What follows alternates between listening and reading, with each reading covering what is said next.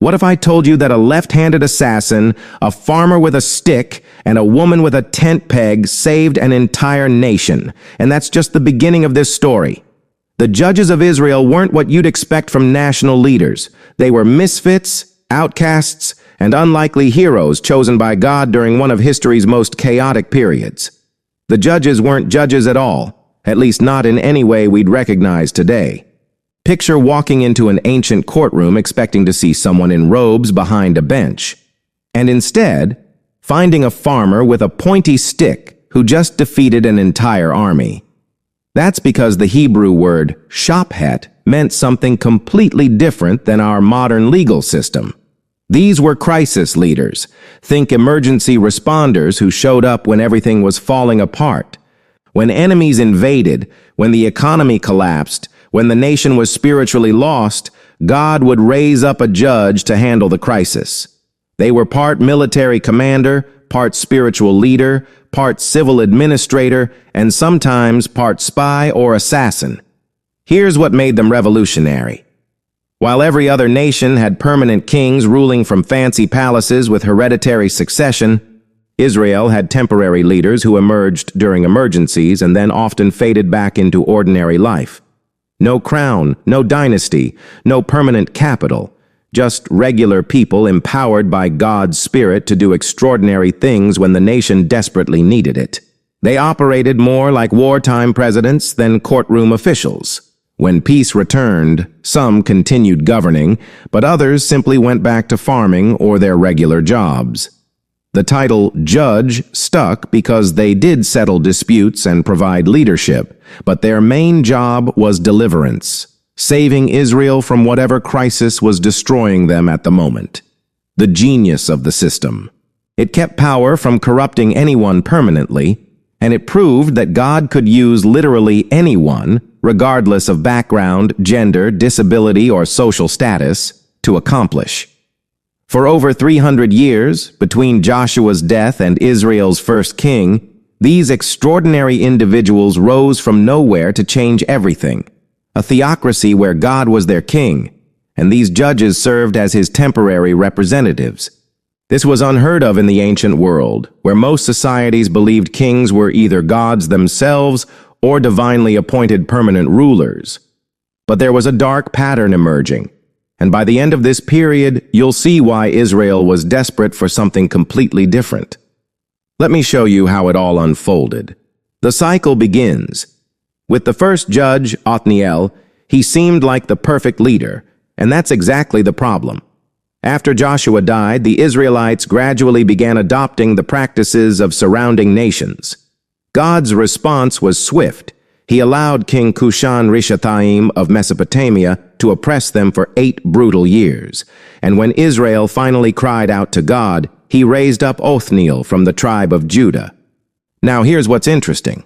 Othniel wasn't the obvious choice. He was the younger brother of Caleb, the famous spy from Moses' time. In a culture that favored firstborns, younger brothers rarely got the spotlight. But Othniel had already proven himself in an unusual way. When Caleb promised his daughter Achsah in marriage to whoever could conquer the fortified city of Kiriath Sepher, Othniel stepped up. This practice, offering a daughter in marriage as a reward for military victory, was common in ancient times and served multiple purposes. It motivated warriors, created political alliances, and ensured the girl married a proven fighter. Othniel conquered the city, won a wife, and secured valuable land with springs of water that Achsah wisely requested from her father. In the arid climate of ancient Israel, water rights were often more valuable than gold. The victory. When God's Spirit came upon Othniel, he led Israel into battle and achieved complete victory, bringing 40 years of peace, an entire generation that grew up knowing freedom instead of bondage. But here's the thing about peace. It makes people comfortable, and comfortable people forget where their help came from. After Othniel's death, Israel was about to learn that lesson the hard way, setting up a pattern that would repeat with devastating consequences. What happened next would make even the most creative spy thriller seem tame. After forgetting God again, Israel found themselves under the boot of King Eglon of Moab, and the Bible makes a point of telling us this king was very fat. Remember that detail. It's about to become crucial to one of history's most shocking assassinations. For 18 agonizing years, Israel suffered under Moabite oppression. When they finally cried out to God, his answer was unexpected. He chose Ehud from the tribe of Benjamin, and here's what made this choice so brilliant. Ehud was left-handed, but the Hebrew term suggests something more. He may have had a deformed or limited right hand, possibly seen as a disability, that would make him appear completely non-threatening. That weakness was about to become his greatest weapon. As a tribute bearer, Ehud regularly delivered Israel's payments to King Eglon. In the ancient world, tribute wasn't just money. It was how conquered peoples demonstrated their submission through precious metals, agricultural products, and crafted goods. These payments served both economic and political purposes, while providing perfect cover for intelligence gathering. Here's where Ehud's plan gets genius-level crafty. He forged a double-edged sword about 18 inches long, likely made of superior iron rather than bronze, and strapped it to his right thigh. No guard would ever check there because warriors typically drew weapons with their right hand from the left side. His disability had trained everyone to never expect danger from his weak side. During what seemed like a routine tribute delivery, Ehud requested a private audience with the king.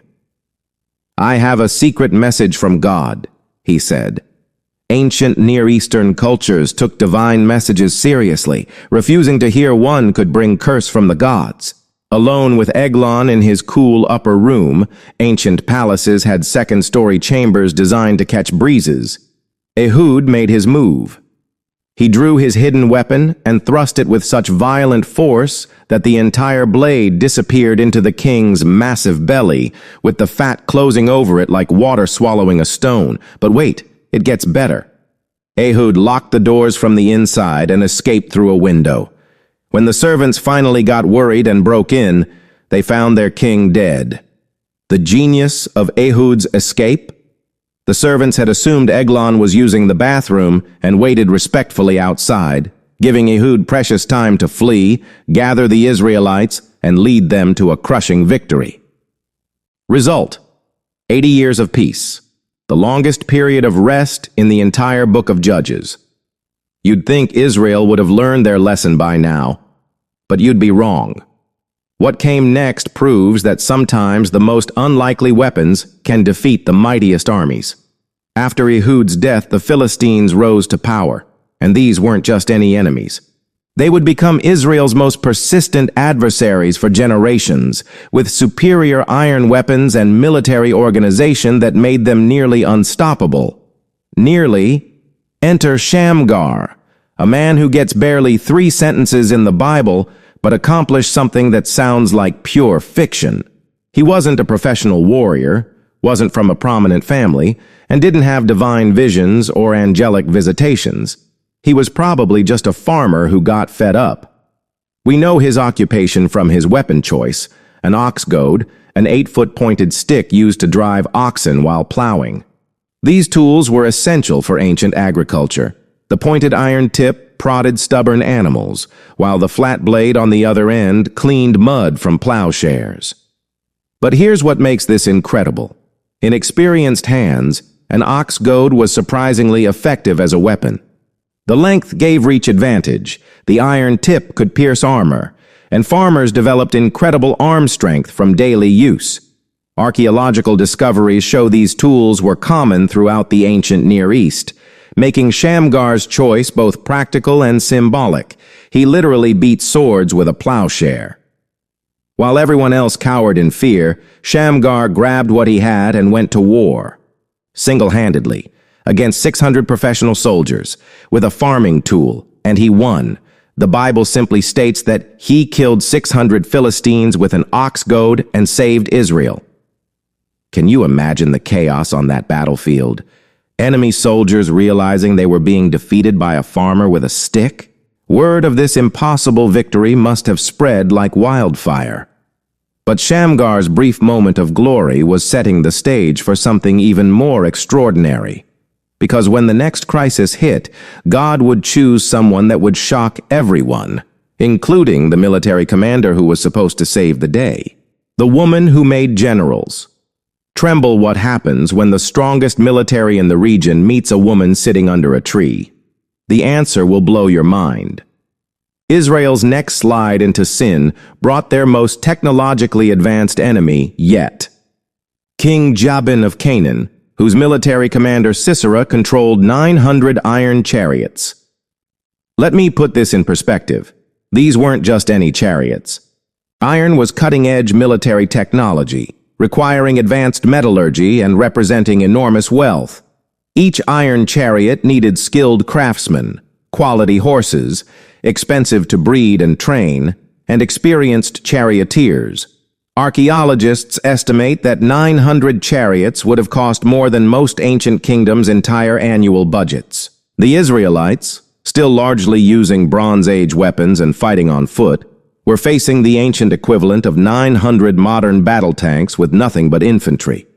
They were terrified, paralyzed, and completely outmatched. And that's when God chose a woman. Deborah wasn't just any woman. She was a prophetess in a patriarchal society where women rarely held positions of military or political leadership. But the role of prophetess was one area where women could gain authority. If God spoke through them, even male leaders had to listen. The ancient Near East had precedents for powerful women like Hatshepsut in Egypt and Queen Puduhepa among the Hittites, but they were rare exceptions. People traveled from across Israel to seek Deborah's guidance as she held court under a palm tree. Her reputation for wisdom and divine insight was unquestioned. But when God told her to summon an army, she knew exactly who to call: Barak, a capable Israelite warrior. "Take 10,000 men and fight against Sisera," she commanded. "God will deliver him into your hands." Here's where it gets interesting. Barak, this seasoned military commander, looked at this woman and said, "I'll only go if you go with me." Think about that. A general was so convinced of Deborah's divine connection that he refused to fight without her presence on the battlefield. Deborah agreed, but with a warning that would prove prophetic. "Very well, but the honor of victory will not be yours. God will deliver Sisera into the hands of a woman." The battle was devastating for Sisera's forces.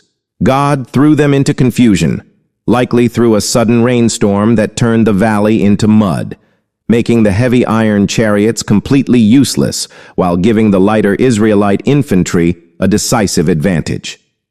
Sisera himself fled on foot, his technological superiority now worthless. But Deborah's prophecy wasn't finished yet. Sisera sought refuge in the tent of Jael, a Kenite woman. The Kenites were nomadic metalworking people who maintained neutrality by providing services to both sides in conflicts. Sisera assumed he'd found safe harbor. After all, what threat could a woman pose? Fatal mistake. Jael welcomed him with warm milk, a traditional gesture of hospitality in nomadic culture. When he fell asleep exhausted from his defeat, she took a tent peg and hammer. Here's what makes this so brilliant. In nomadic society, women were responsible for setting up and breaking down tents, making them incredibly skilled with these tools. A tent peg had to be driven deep and straight to hold in desert winds. Jael simply applied her everyday expertise to deadly purpose, driving the peg through Sisera's skull in one precise strike. Two women had just defeated the most advanced military force in the region. The victory was so complete that Israel enjoyed 40 years of peace, and Deborah and Barak composed a victory song that became one of the oldest poems in the Bible. But peace, as we've seen, makes people forget. And what happened next would introduce us to one of the most famous judges of all, a man whose story started with fear and ended with one of military history's most brilliant strategies. Sometimes the people who seem most afraid are actually being prepared for the greatest victories. Israel's next rebellion brought consequences more severe than ever before. The Midianites didn't just conquer, they systematically destroyed Israel's economy for 7 straight years. This wasn't random violence, it was strategic economic warfare. These nomadic peoples would allow Israelites to do the hard work of farming, then arrive during harvest season to steal everything. They brought a revolutionary new technology, camels in warfare. Archaeological evidence shows this period saw the first widespread use of domesticated camels in military campaigns, giving the Midianites speed and mobility over vast desert distances that made them nearly impossible to catch or predict. The devastation was so complete that Israelites abandoned their homes and hid in caves, living like refugees in their own land. Normal life had completely collapsed. And that's where we meet our next judge, in what might be the most embarrassing introduction in the Bible. Gideon was threshing wheat inside a wine press, and if you know anything about ancient agriculture, you know how ridiculous this was. Normally, grain was threshed on hilltop threshing floors where wind could blow away chaff. These open, elevated locations made the work efficient but also highly visible. Wine presses, by contrast, were carved into rock in hidden valleys, perfect for concealment but terrible for grain processing. Gideon's location revealed everything, the complete breakdown of normal life and his personal terror of the Midianites. That's when the angel of the Lord appeared with what sounds like sarcasm. "The Lord is with you, mighty man of valor." Mighty? This guy was hiding in a hole, trying to process grain with the wrong equipment. But God saw something in Gideon that Gideon couldn't see in himself. Despite his fear and doubt, Gideon agreed to serve, but with conditions. He became famous for asking for signs, and here's what's fascinating. In ancient Near Eastern culture, seeking divine confirmation through physical signs was standard practice. Kings and generals regularly consulted oracles, examined animal entrails, or watched for omens before major decisions. Gideon's fleece test was actually sophisticated. Morning dew patterns were well-understood meteorological phenomena, so asking for the opposite of natural occurrence was a genuine test of divine intervention. God patiently confirmed both requests.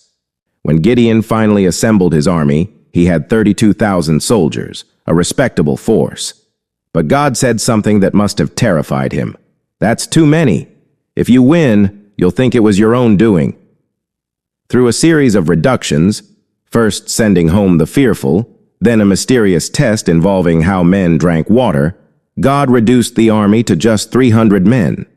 The water test likely identified soldiers who maintained alertness while drinking, those who lapped water while staying alert to surroundings versus those who buried their faces carelessly in the stream. Now here's where Gideon's strategy becomes absolutely brilliant. These 300 men surrounded the enemy camp at night, itself an extremely risky move since night attacks were rare in ancient warfare due to the chaos they created. Each man carried 3 items, a trumpet, a clay jar, and a torch hidden inside the jar. The psychology was calculated perfectly. Ancient armies estimated enemy strength by visible numbers, campfire counts, and noise levels. When the Israelites suddenly created light and sound from all directions simultaneously, the Midianites' first assumption would be complete encirclement by a massive force. At Gideon's signal, all 300 men blew their trumpets, smashed their pottery jars, creating sharp sounds that carried across the valley, and shouted, "A sword for the Lord and for Gideon!" The sudden explosion of noise and light in the darkness created such panic that the massive Midianite army began fighting each other in the confusion. Without drawing a single sword, 300 men had routed an army of thousands. The victory was so complete that Israel wanted to make Gideon their king, but he refused, saying, "The Lord will rule over you." 80 years of peace followed. You'd think this would finally teach Israel to stay faithful.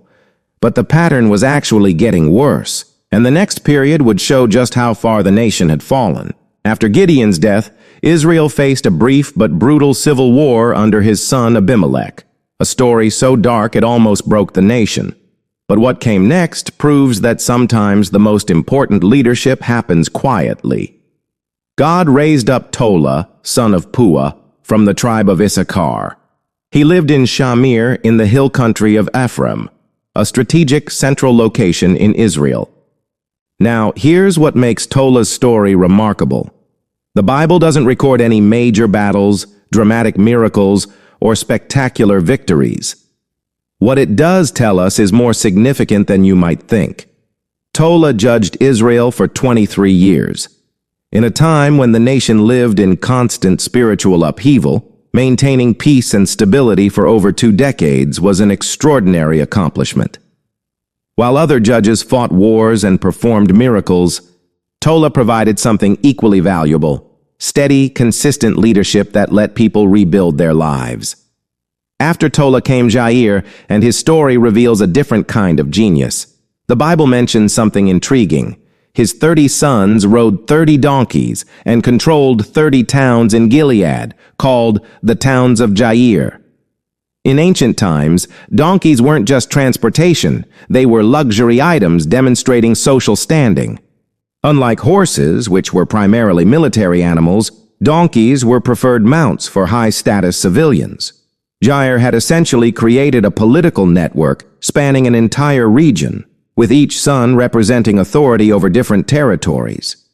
He judged Israel for 22 years, and his family's widespread influence likely maintained order through relationships rather than force. These 2 judges understood something crucial. Lasting peace required more than military victories. It needed stable institutions, economic prosperity, and political networks that could prevent conflicts before they started.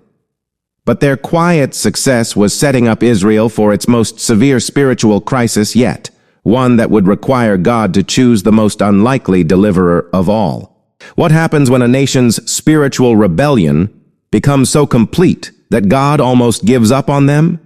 The answer involves a tragic hero whose greatest victory came with an unbearable cost. After Jair's death, Israel committed their worst spiritual adultery yet, worshiping the gods of 7 different nations simultaneously. They served Baal, Ashtoreth, and the deities of Syria, Sidon, Moab, Ammon, and the Philistines. It was complete religious chaos. God's anger burned so hot that he allowed both the Philistines and Ammonites to oppress Israel simultaneously for 18 years. When Israel finally cried out for help, God's response was shocking.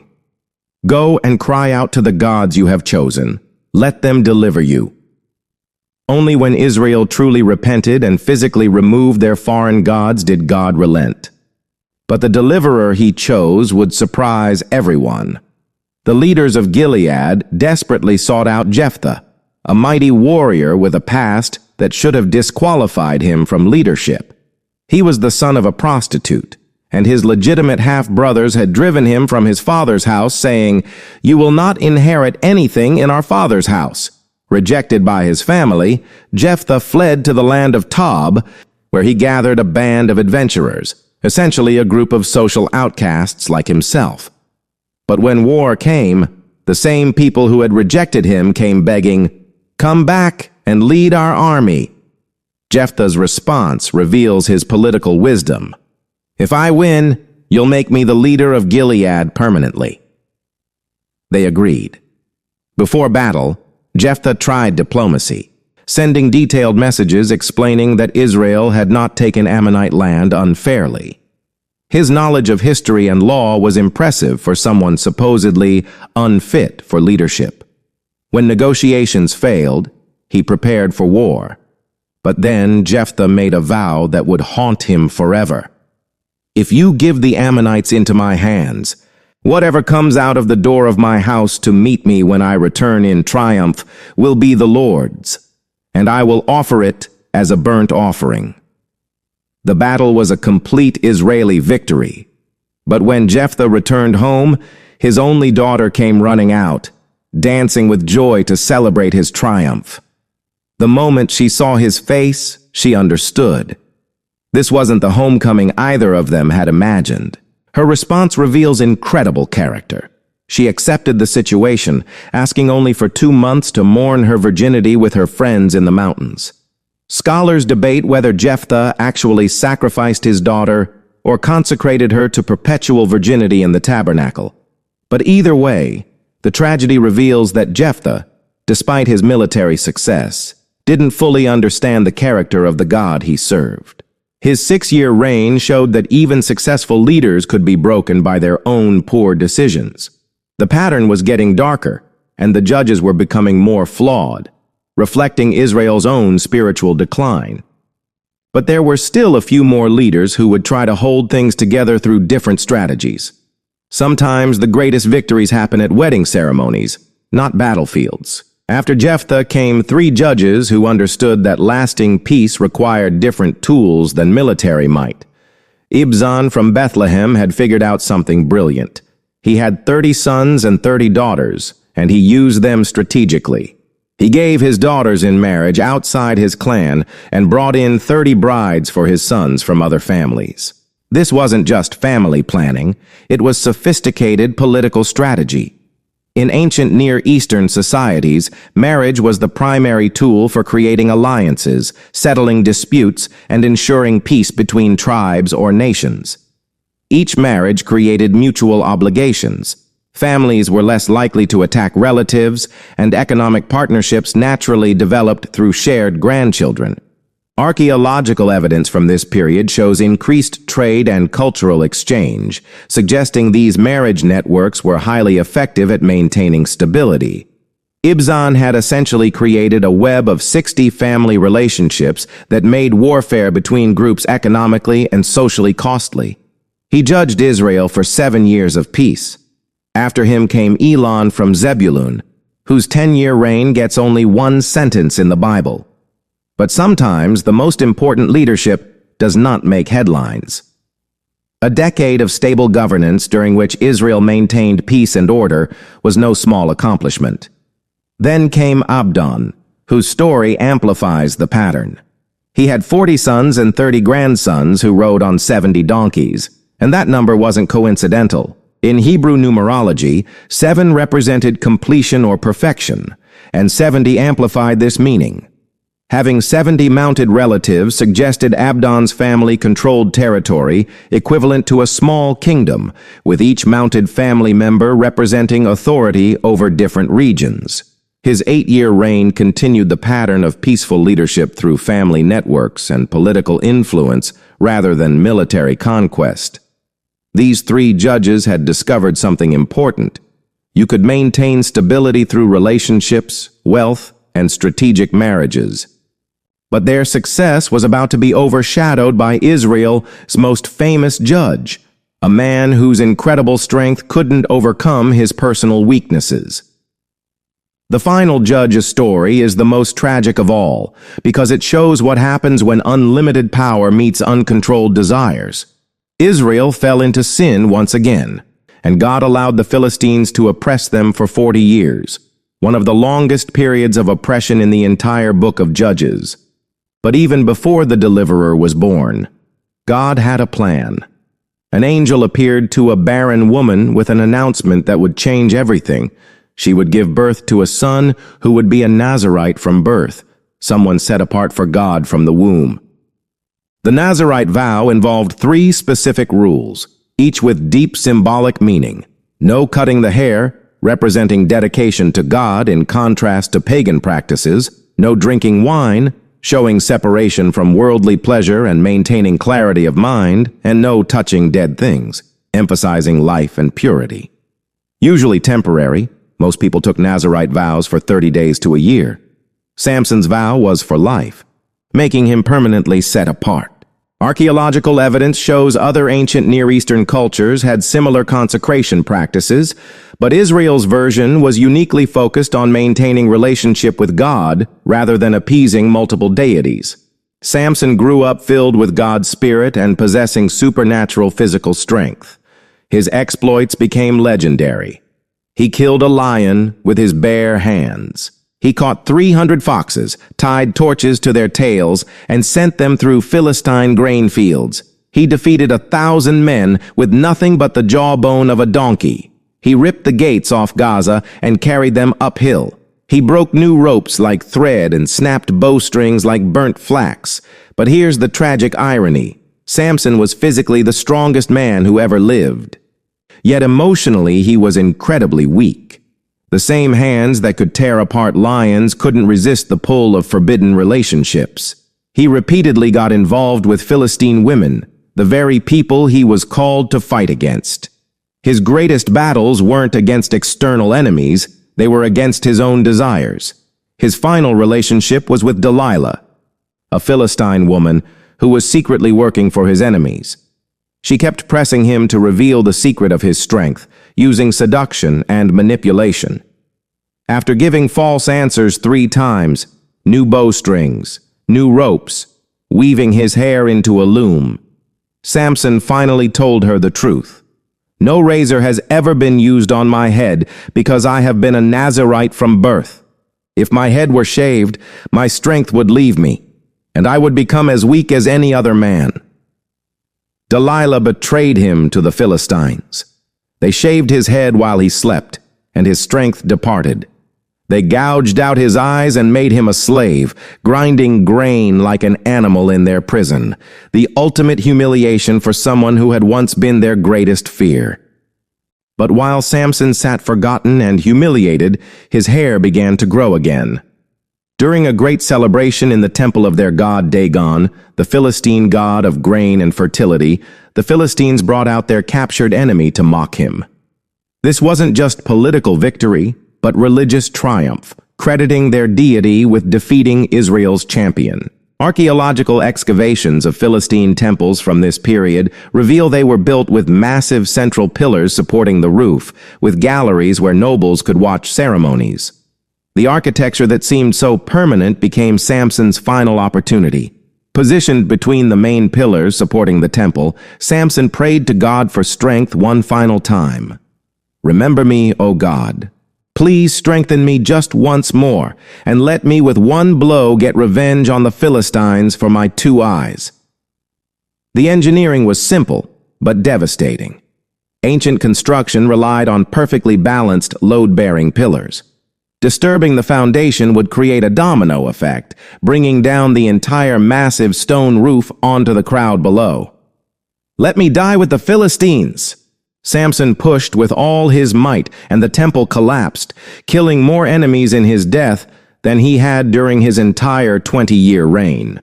His story ended in both triumph and tragedy, unlimited potential destroyed by uncontrolled desires. The pattern revealed.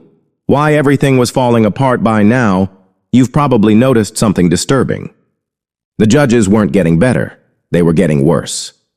Early judges like Othniel and Ehud were decisive and focused. Middle judges like Deborah and Gideon showed complexity but still clear divine calling. But by the end, judges like Jephthah and Samson were increasingly flawed, reflecting Israel's own spiritual decline. The cycles of sin and oppression grew more severe each time. The people's rebellion became more complete, the oppression more brutal, the judges more broken. By the end, Israel was crying out not just for deliverance, but for something completely different, a king who could provide lasting stability. This transition reflects a broader historical pattern. Most ancient societies eventually moved from tribal leadership to centralized monarchy as they faced increasing external pressures and internal complexity. The surrounding nations, Egypt, Assyria, Babylon, all had powerful kings with standing armies, professional bureaucracies, and permanent capitals. Israel's tribal confederation, while ideologically pure, was becoming practically unsustainable in an increasingly militarized world. But here's what makes this story ultimately hopeful. Each flawed judge reveals something profound about how God works. He doesn't call the qualified, he qualifies the called. The judges of Israel were imperfect leaders in dark times, but their stories continue to inspire us. When we cry out to God in our desperation, He hears, He responds, and He can use anyone, including you, to accomplish His purposes in ways you never imagined possible.